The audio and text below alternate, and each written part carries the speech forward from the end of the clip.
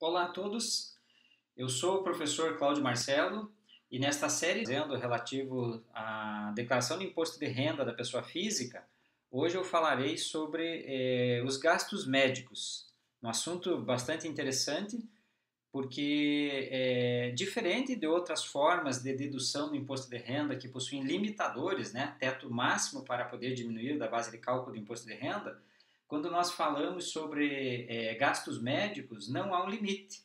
Ou seja, desde que comprovados estes gastos adequadamente, tudo aquilo que foi efetivamente desembolsado a título de gastos médicos poderá ser aproveitado na base de cálculo do imposto de renda.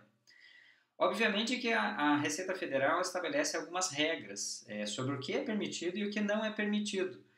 Em um linguajar técnico, nós falamos aqueles gastos que são dedutíveis e, portanto, eles podem ser abatidos da base de cálculo do imposto, e aqueles gastos que são indedutíveis, que neste caso não teria como aproveitar o pagamento que foi realizado por falta de uma previsão legal. E é justamente sobre esses dois gastos que nós vamos tratar o vídeo de hoje.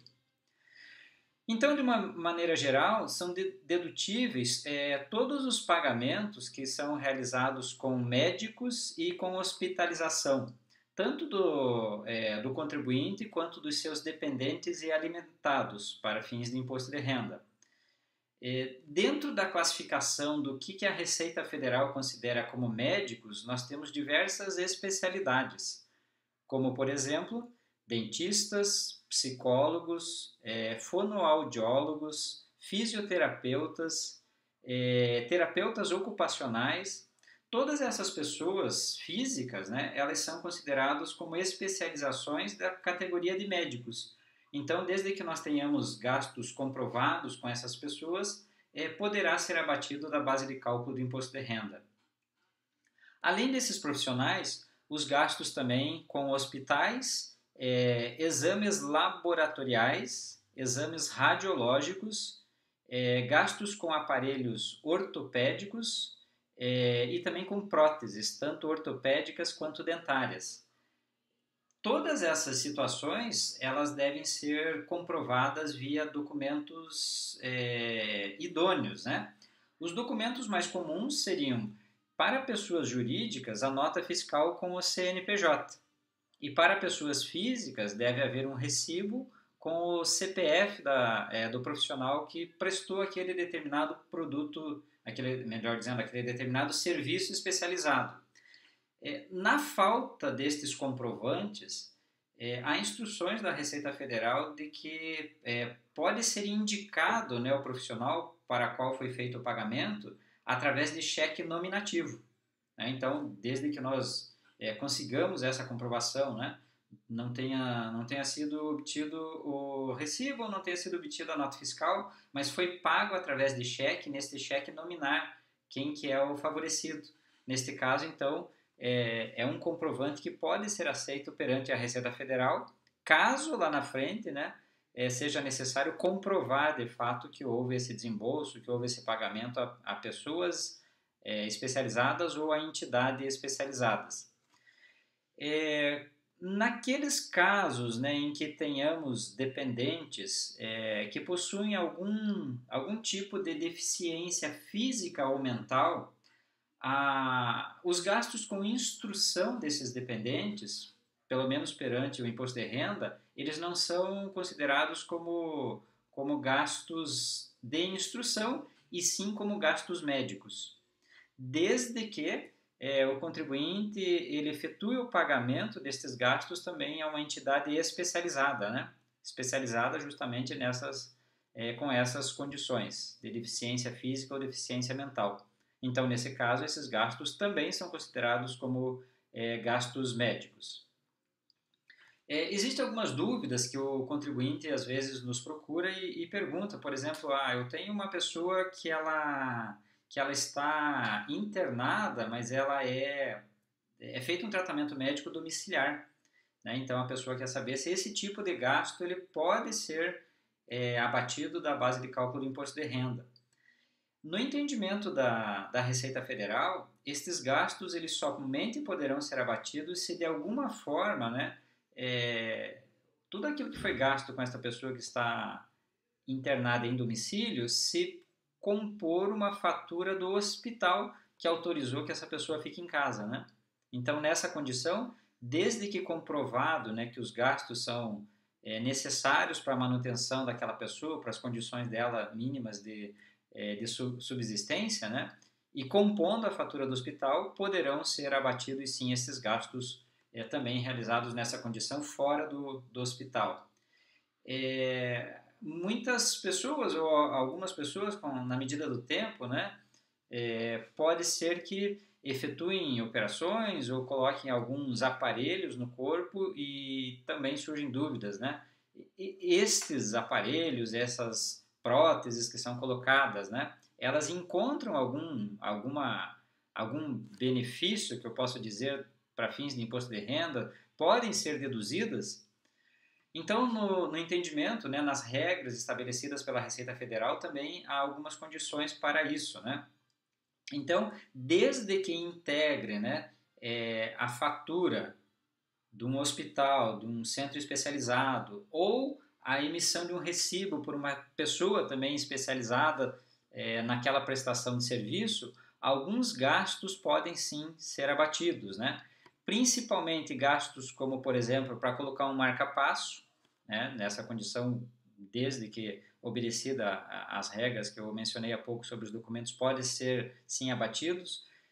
Parafusos que eventualmente sejam colocados, placas, né? A pessoa quebrou um membro do corpo e precisou colocar uma placa, precisou colocar um parafuso, né?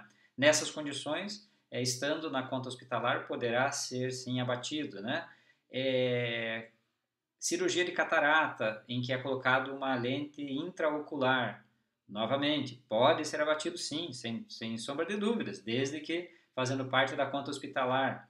Transfusão de sangue, exames laboratoriais, eventualmente a pessoa ficando hospitalizada por um bom período de tempo, ela precisará de acompanhamento de alguns profissionais, né?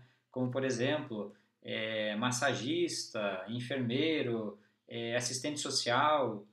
Essas pessoas, elas comprovando ou entregando uma documentação idônea, o pagamento realizado a essas pessoas também poderá ser abatido para fins de imposto de renda.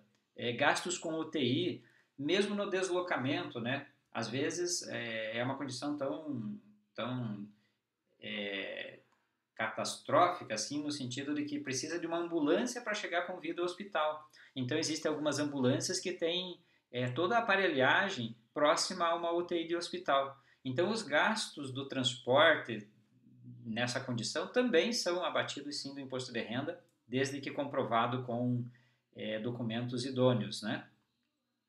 Também, por exemplo, o que é chamado de fertilização in vitro, né? Os gastos que eventualmente sejam necessários para que essa fertilização se efetive, desde que o contribuinte, né, ele declare em conjunto estes gastos, eles poderão ser colocados na declaração do imposto de renda como gastos possíveis de serem abatidos da base de cálculo, né, na declaração em conjunto. Obviamente que se for a declaração em separado, né, esse gasto somente poderá ser utilizado por quem de fato se utilizou desta condição de saúde, né? Mas se for em conjunto poderá ser considerado como um gasto de um dependente e aí sim abatido da base de cálculo ali do imposto de renda. Eventualmente gastos no exterior também são abatidos da base de cálculo do imposto de renda, desde que é realizado com pessoas ou entidades especializadas neste tipo de situação, né? Mas poderemos abater também do imposto de renda. O que não pode efetivamente abater, né? O que a Receita Federal considera como gastos indedutíveis. Despesas com acompanhante, infelizmente, não pode ser abatido para fins de imposto de renda, por mais que sejam gastos relevantes, não há uma previsão legal para que seja feita este abatimento. Despesas ressarcidas, né, através de apólices de seguro ou de assistência médica, né, que uma parte ela é paga pelo contribuinte, outra parte muitas vezes é pago por uma determinada instituição. Então, aquilo que é reembolsado não tem uma previsão legal para abatimento, né? Despesas com prótese de silicone, não pode abater, exceto se tiver uma condição de esses gastos para a colocação do silicone, eles fizerem parte da conta hospitalar. Daí entende-se, né, no entendimento da Receita Federal, nesta condição pode ser abatido. Em outra condição, muitas vezes mais estética do que reparadora, dificilmente será abatido da base de cálculo do imposto de renda. Exames de DNA, não pode abater também. Alguns serviços de coleta, de seleção, de armazenamento do que é chamado de células-troncos. Ainda não há uma previsão legal, embora esses gastos muitas vezes sejam gastos relevantes, não pode ser abatido por falta de uma previsão legal. Alguns contribuintes também têm muitas dúvidas em relação a medicamentos, né? Comprei medicamentos, são medicamentos caros, necessários para a minha subsistência, para a minha condição, para a minha qualidade de vida. Infelizmente, ainda não temos uma previsão legal para o abatimento desses gastos com medicamento, exceto se esses gastos com medicamento eles estiverem inclusos na fatura hospitalar. Então, a condição é cada um de nós, se eventualmente precisarmos estar hospitalizados, nós devemos pedir ou exigir que todo aquele gasto que foi feito e que eventualmente eu tenha que pagar por este gasto, que o plano de saúde não cubra, né, aquilo que foi realizado de gasto no hospital, que ele passe a compor a fatura no momento que a pessoa der a saída lá do hospital. Porque compondo a fatura, a Receita aceita, sem maiores problemas, né? Então, a dica maior é essa, que consigamos colocar esses gastos dentro da fatura. Infelizmente também, né, gastos com passagem, com hospedagem, né? Eventualmente a necessidade de remoção de uma pessoa de um local para o outro, dos seus familiares, em função de condições de saúde, né? Também não há uma previsão legal para esse tipo de gasto, infelizmente. Ok? Então, tracei um panorama geral do que é permitido e do que é proibido para fins de declaração de imposto de renda quando tratamos de exames médicos. Espero que, de alguma forma, este vídeo tenha contribuído para um entendimento maior, principalmente desse assunto tão polêmico, né, que surgem tantas dúvidas quando a gente está prestando assessoria à comunidade, e que tenha servido para minimizar os riscos de cair na malha fina, né? A Receita Federal ela fica muito atenta com gastos médicos, né? Uma vez que ele é ilimitado, há uma tendência das pessoas mais despreparadas exagerarem em relação a esses gastos e começar a dar problema, e não raras às vezes cair em malha fina. Tá ok? Espero que tenham gostado deste vídeo.